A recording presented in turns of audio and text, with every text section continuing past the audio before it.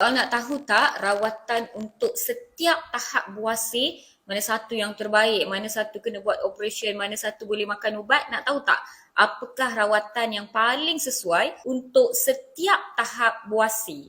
Untuk tahap buasir yang pertama, elakkan daripada sembelit. Bila ada masalah sembelit, itu yang menyebabkan kita meneran, itu yang menyebabkan pendarahan. Dengan bantuan ubat yang kita panggil Deflon, di mana tujuan ubat ni dia akan mengurangkan tekanan vena di bahagian pangkal tubuh dan akan mengurangkan pendarahan. Pada masa yang sama, pastikan najis anda lembut. Sila look out for Bristol stool chart. Secara paling mudah saya explain pada patient adalah najis itu adalah berbentuk seperti sausage. Itu adalah paling perfect untuk memastikan tak ada masalah buasir tahap pertama. Untuk masalah buasir tahap kedua, sama seperti rawatan tahap pertama tadi, tapi ada tambahannya. Di mana tahap kedua ni kadang-kadang pesakit memerlukan rawatan intervensi daripada segi operation yang kita panggil paling minor, di mana kita boleh hanya membuat sama ada kita panggil hemorrhoid banding. Hemorrhoid banding ni adalah satu rawatan kita letakkan seperti ada getah untuk mengikat kawasan bahagian buasir itu tadi. Dan pada masa yang sama, kadang-kadang untuk rawatan hemorrhoid yang tahap kedua ni juga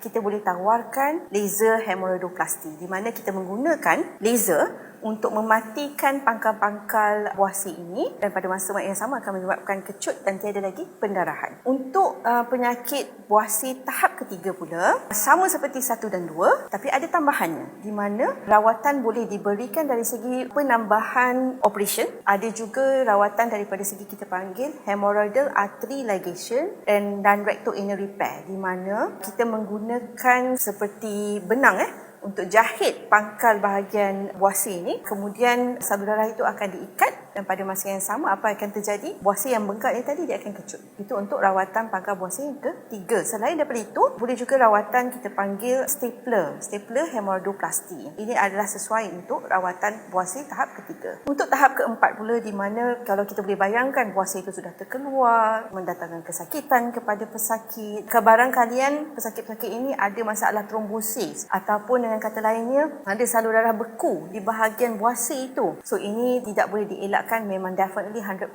memerlukan operation dengan cara kita mengeluarkan darah beku tersebut, ataupun kalau memerlukan rawatan, ia memerlukan rawatan kita panggil hemorrhoidectomy. Apa maksud hemorrhoidectomy itu? Hemorrhoidectomy ialah kita memotong pangkal ataupun asal-usul buasir itu sendiri dengan salur darahnya, kemudian kita akan jahit. Dalam banyak-banyak jenis rawatan yang Dr. Ruhi dah terangkan kepada kami tadi, rawatan yang mana yang sebenarnya paling menyakitkan?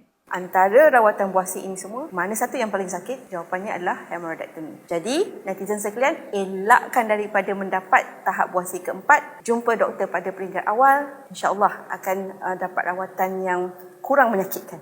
Dengar ya tu guys, rawatan yang paling menyakitkan adalah rawatan untuk tahap 4. Jadi, berjumpalah dengan doktor seawal yang mungkin, dapatkan rawatan dengan cepat dan yang tepat. Hai, saya Dr. Ruhi Fazliana binti Jailani, pakar colorectal surgery dan general surgery dari Hospital Columbia Asia Ceras. Terima kasih pakar colorectal surgeon Dr. Ruhi Fazliana yang bertugas di Columbia Asia Hospital Ceras kerana sanggup dan sudi berkongsi semua maklumat ini bersama-sama dengan netizens dan juga followers Celoteh Dr. Mala.